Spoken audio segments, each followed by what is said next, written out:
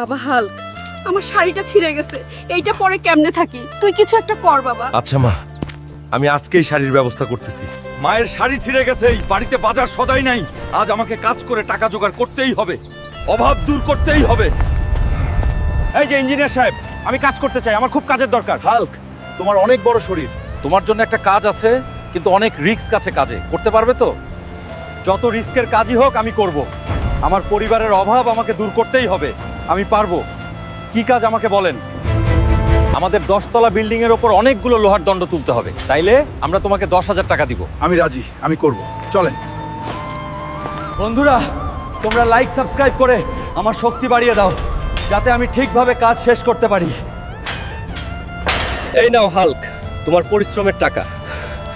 যাই, এখন বাড়ির জন্য বাজার আর মায়ের জন্য শাড়ি কিনি। আমার মায়ের জন্য একটা ভালো চাইতে শাড়ি দেন, তাড়াতাড়ি যাই মায়ের জন্য শাড়ি নিয়ে। মা খুব খুশি হবে।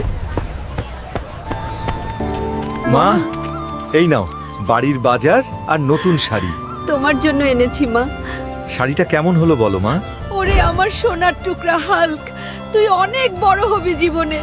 এই বস, আমি খাবার রান্না করে আনি, পেট ভরে খাবি।